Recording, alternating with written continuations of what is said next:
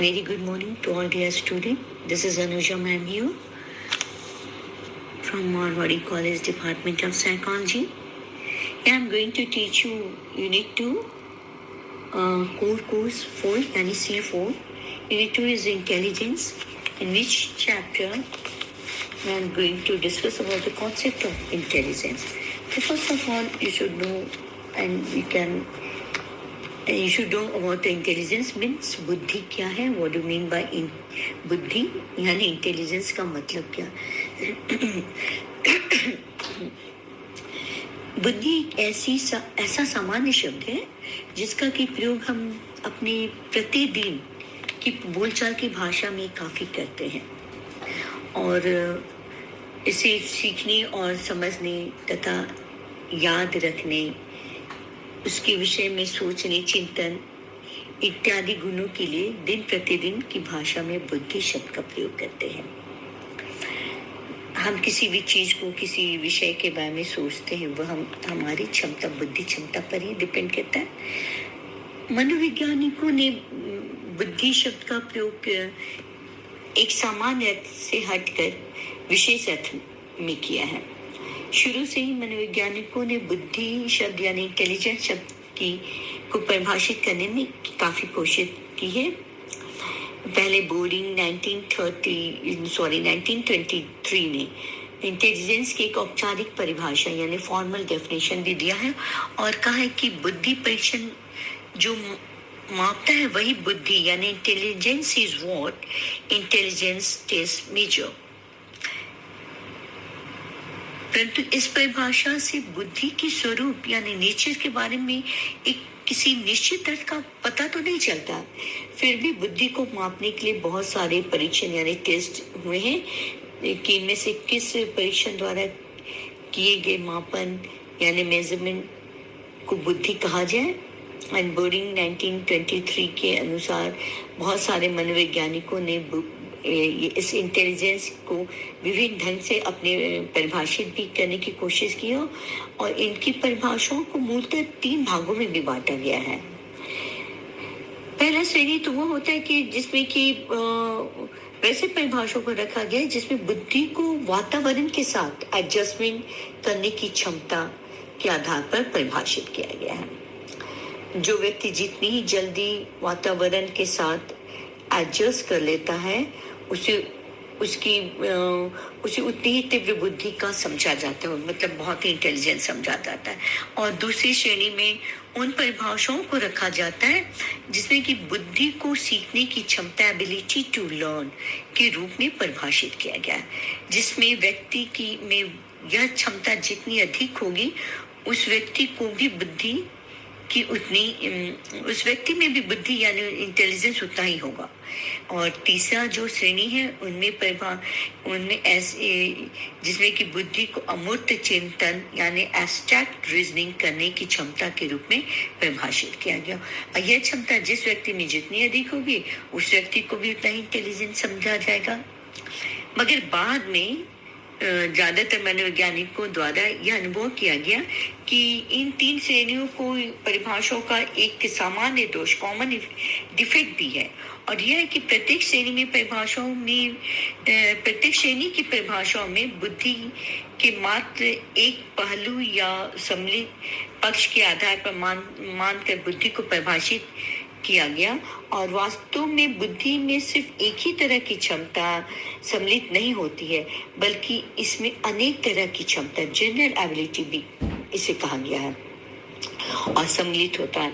इस उद्देश्य को उन लोगों ने ध्यान में रखते हुए कुछ मनोवैज्ञानिकों ने बुद्धि को दूसरे ढंग से परिभाषित भी किया है और इन परिभाषाओं में कुछ सर्वश्रेष्ठ परिभाषाएं भी हैं जिससे अगर आप लोग चाहिए तो अभी नोट भी कर सकती हैं. जिसमें कि जैसे कि वेस्लर ने बुद्धि को एक समुच्चय या सार्वजनिक क्षमता के वेस्लर के अनुसार बुद्धि एक समुच्चय या सार्वजनिक क्षमता है जिसके सहारे व्यक्ति उद्देश्यपूर्ण क्रिया करता है और विवेकशील चिंतन करता है तथा वातावरण के साथ प्रभावकारी ढंग से समायोजन करता है. यानी intelligence is the aggregate of or global capacity of the individual to act purposefully, to think rationality, and to deal effectively with the environment. This is by Wechsler, 1939. आप लोग चाहे से कोड भी नोट भी कर सकते हैं डेफिनेशंस को.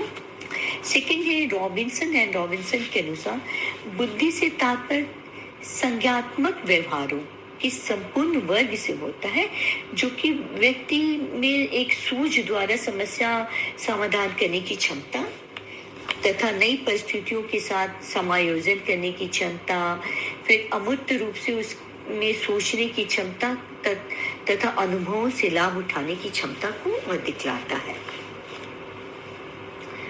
यानी intelligence refers to the whole classes of cognitive behaviors which reflect an individual capacity to solve problems with insight, to adapt himself to new situations, to think abstractly, and to profit from his experience. This is by Robinson and Robinson. इसी तरह कुछ और भी मनोवैज्ञानिकों ने इसे परिभाषित करते हुए अपने विचारों को विभिन्न तरीके से इसको डिफाइन भी किया है. तो इन लोगों के अनुसार ये इंटेलिजेंस की ये सारी परिभाषाएं इस तरह से होगी.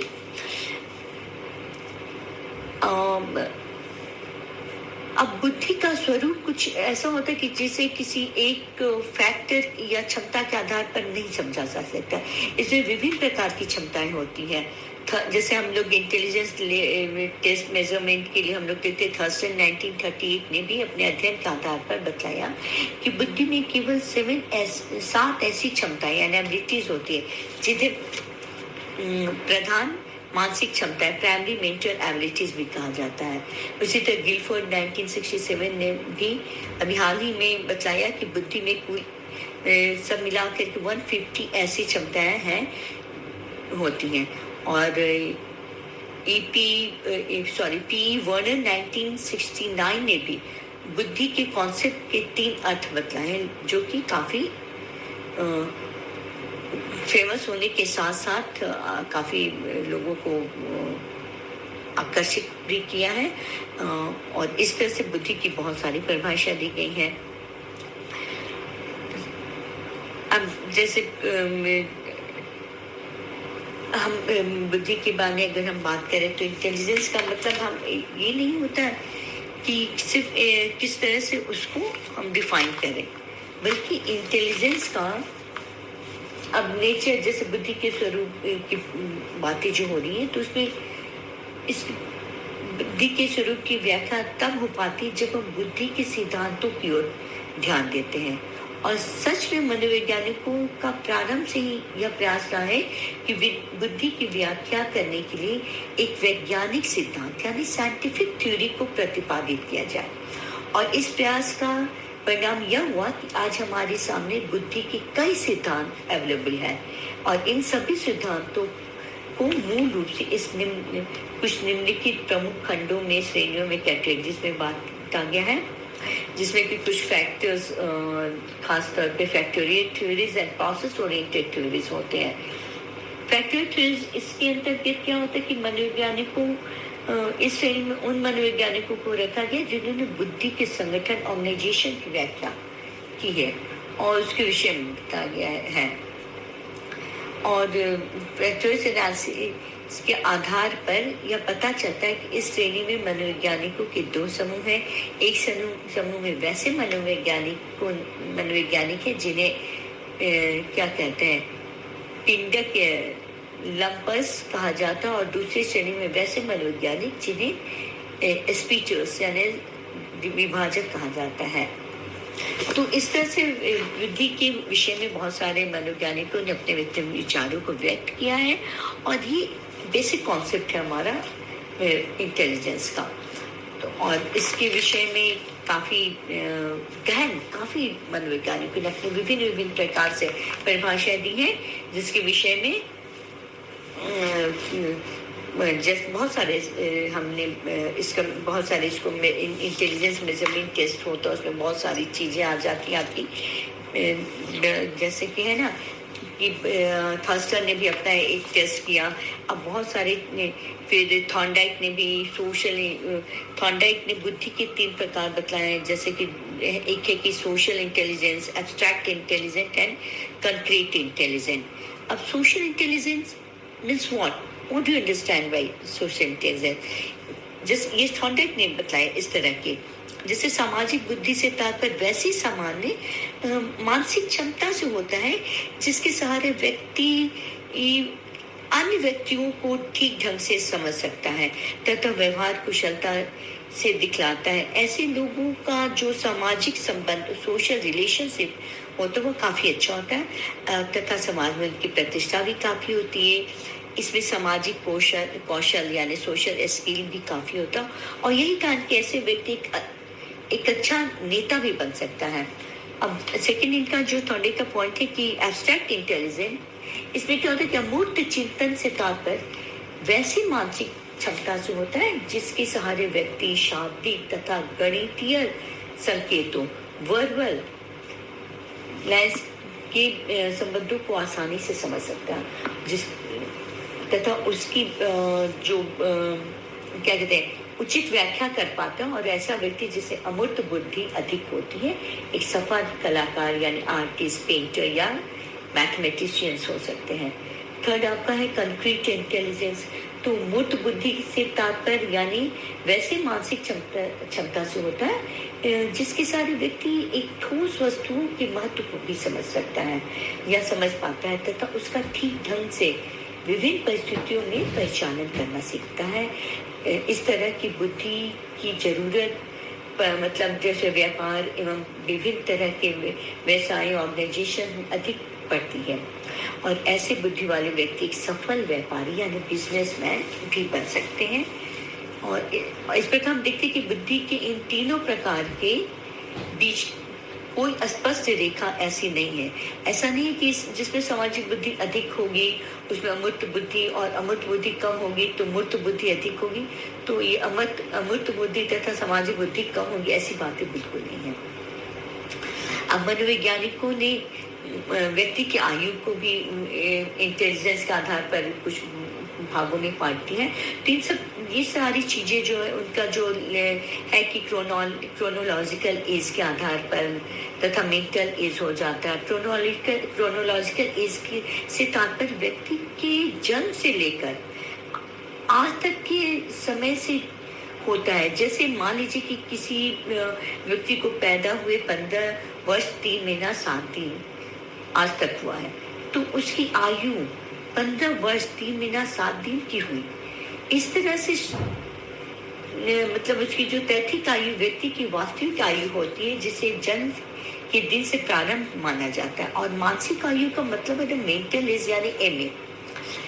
हम स्टैट्स में जब इसके ऊपर हम जब प्रैक्टिकल करने लगेंगे तो बहुत सारी चीजें हमें उसके जानकारी प्राप्त होगी। बहुत सारी इंटेलिजेंस का जब हम इंटेलिजेंस टेस्ट करने लगेंगे ना तो उसमें बहुत सारे, जो कि यहाँ तो ऑनलाइन हम ये कर नहीं सकते हैं लेकिन डिस्कस कर सकते हैं। जैसा मेंटल एज यानी एमए एक दूसरी तरह की आयु है जिसका प्रयोग बुद्धि को मेजर करने में मनोवैज्ञानिकों ने काफी किया है। और इस कॉन्सेप्ट पर प्रतिपादित जैसे बिनेट एंड साइमन द्वारा किया गया है। टकमैन ने 1975 में भी मानसिक आयु को परिभाषित करते हुए यह बताया भी है कि एक ऐसा प्राप्तांक स्कोर है जिसका निर्धारण अपने ही उम्र या अपने से कम या अधिक उम्र के बच्चों के औसत निष्पादन के साथ तुलना करके किया जाता है। और खास करके एक उदाहरण लेते हैं, मान लिया जाए कि एक कोई बच्चा जिसकी जो आयु है यानी क्रोनोलॉजिकल जो एज है उसके निष्पादन के साथ उसके तुलना जैसे बच्चों के औसत निष्पादन के साथ तुलना करके किया जाता है। तो एक क्या हम कहते हैं कि तैथिक एज जिसको क्रोनोलॉजिकल एज कहते हैं या वास्तविक एज 6 वर्ष की है। 8 वर्ष के बच्चों के लिए बने बुद्धि परीक्षण इंटेलिजेंस टेस्ट पर या इस उम्र के लिए निर्धारित समस्या के समाधान में काफी सफल होता है। तो इस बच्चों की मानसिक आयु 8 वर्ष की होगी जबकि वास्तविक आयु 6 वर्ष की है। उसी तरह यह भी संभव है कि 6 वर्ष का बच्चा 4 वर्ष के बच्चों के लिए बने बुद्धि परीक्षण पर सफल हो, परंतु 6 वर्ष के बच्चों के लिए बने बुद्धि परीक्षण का सफल न होगा। ऐसी अवस्था में उस बच्चे की जो क्रोनोलॉजिकल एज है, तैथिक आयु,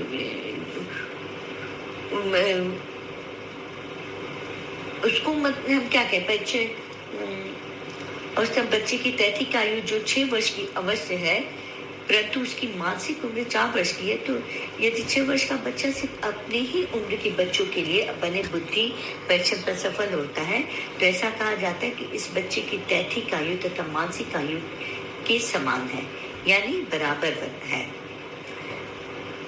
तो ये एक तरह का इंटेलिजेंस मेजर करने के लिए एक तरीका है। कुछ कैटेगरीज में कुछ खास वर्ग के उम्र के बच्चों को हम लोग कैटेगराइज कर दिया है और उसके आधार पर उनके इंटेलिजेंस को मेजर करते हैं। तो ये एक पहले तो आपको समझ में आ रहा है कि what do mean by intelligence, बुद्धि क्या है। बुद्धि काफ़ी व्यापक शब्द है, सामान्य शब्द ये नहीं कि, और इसकी भाषा हम लोग काफ़ी आए दिन अपने बोलचाल की भाषा में इस्तेमाल भी करते हैं इंटेलिजेंस का।